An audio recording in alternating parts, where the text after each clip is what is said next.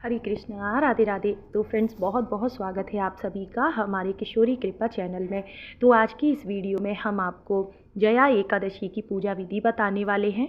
2025 में जया एकादशी का व्रत किस दिन रखना है, पारण का सही समय क्या रहेगा, व्रत हमें कैसे करना है, व्रत के नियम क्या होते हैं, व्रत में हमें भगवान को क्या भोग लगाना है, क्या खाना है, व्रत कैसे करना है, संपूर्ण जानकारी मिलेगी। तो प्लीज़ वीडियो को पूरा देख लीजिएगा। तो फ्रेंड्स, माघ मास के शुक्ल पक्ष की एकादशी को जया एकादशी कहते हैं। और अगर आप पहली बार व्रत शुरू करना चाहते हैं तो ज़रूर से कर लीजिएगा। शुक्ल पक्ष की एकादशी है और बहुत ही बड़ी एकादशी मानी जाती है, क्योंकि माघ का महीना भगवान विष्णु जी का बेहद प्रिय महीना है। और अगर आप व्रत नहीं भी करते हैं तो क्योंकि बहुत बड़ी एकादशी है जया एकादशी, तो आज के दिन आप पूजा ज़रूर से करें। तो सबसे पहले सुबह में स्नान के बाद आप एक चौकी लगा लें, या फिर घर के मंदिर में भी आप ये पूजा कर सकते हैं। और चौकी पे पीले रंग का वस्त्र बिछा लें। तो जया एकादशी में आप राधा कृष्ण भगवान की या लक्ष्मी नारायण भगवान की संयुक्त रूप से पूजन करें, इससे आपको बेहद लाभ होगा। तो इसके बाद देखिए, हम लड्डू गोपाल जी को स्नान कराएंगे। तो स्नान के लिए हमने हल्का सा गुनगुना जल ले लिया है, क्योंकि अभी हमारे यहाँ मौसम थोड़ा ठंडा है। और जल में हमने थोड़ा सा गंगा जल और काले तिल मिला लिए हैं, क्योंकि माघ मास में काले तिलों का विशेष महत्व है। आप चाहें तो आज की एकादशी में आप पंचामृत या कच्चे दूध से स्नान करा सकते हैं। मैं यहाँ पे गोपी चंदन लगा रही हूँ ठाकुर जी को, जो कि उन्हें बेहद प्रिय है। तो सबसे पहले हम जान लेते हैं कि 2025 में हमें जया एकादशी का व्रत किस दिन करना है। तो 7 फरवरी की शाम को एकादशी तिथि का प्रारंभ हो रहा है, करीब 7:30-8 बजे के करीब, ठीक है। और 8 तारीख दिन शनिवार को पूरे दिन ही एकादशी तिथि रहने वाली है। तो उदया तिथि के साथ सभी लोग 8 फरवरी दिन शनिवार को जया एकादशी का व्रत करेंगे। और अब नोट कर लीजिए इसका पारण समय। तो 9 तारीख की सुबह में आपको दिन पड़ रहा है रविवार का। इस दिन आप सुबह में 7:07 से लेके 9:30 बजे तक आपको व्रत का पारण कर लेना है। तो जो लोग भी व्रत करेंगे वो ध्यान रखें कि पारण सही समय पे ही कीजिए, तभी आपको एकादशी का पूर्ण फल प्राप्त होता है।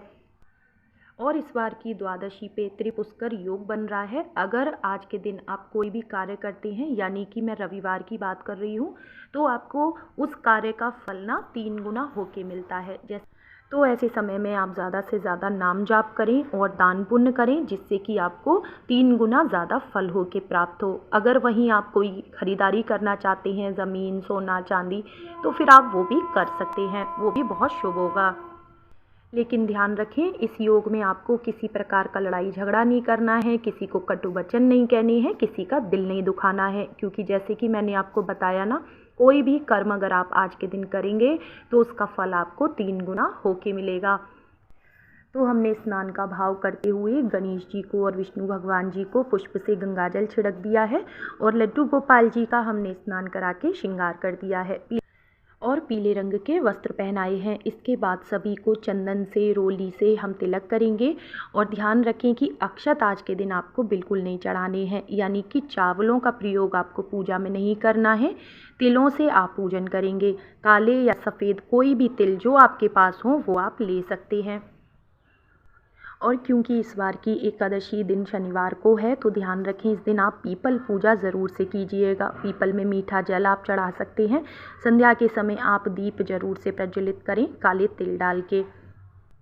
इसके बाद हम सभी को वस्त्र रूपी कलावा चुनरी अर्पित करेंगे, पुष्प चढ़ाएंगे।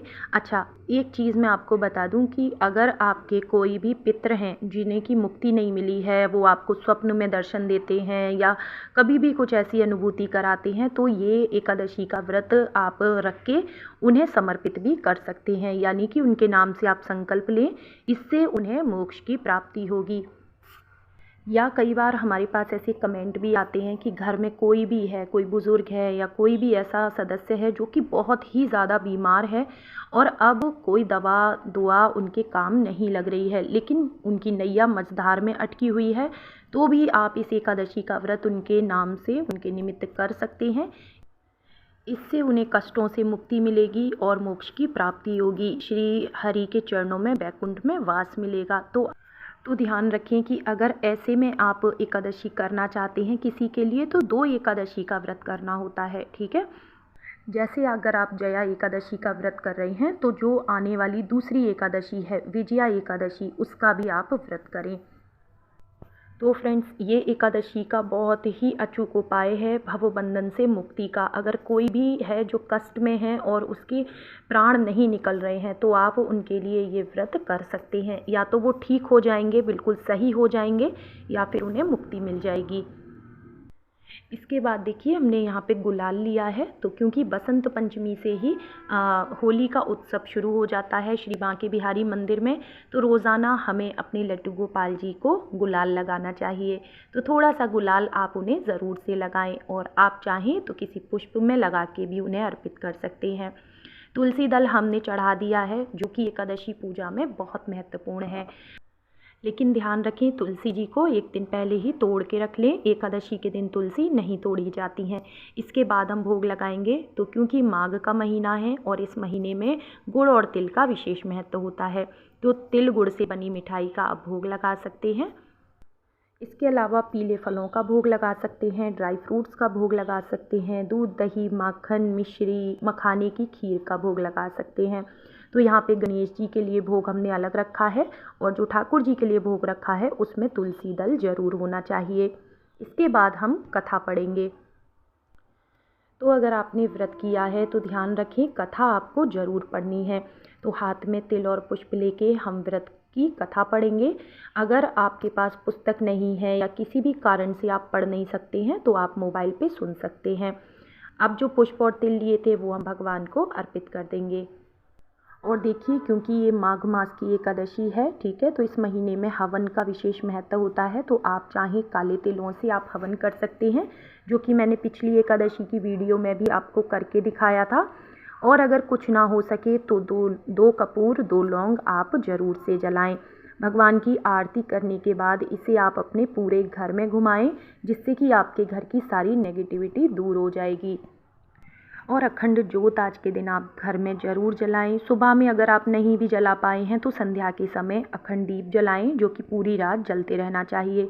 इसके अलावा तुलसी पूजा आपको ज़रूर करनी है। तुलसी जी में जल नहीं चढ़ाएं, धूप दीप जलाएं, पुष्प चढ़ाएं। तुलसी महारानी के पास बैठ के ओम नमो भगवते वासुदेवाय नमः इस मंत्र का ज़्यादा से ज़्यादा जाप करें।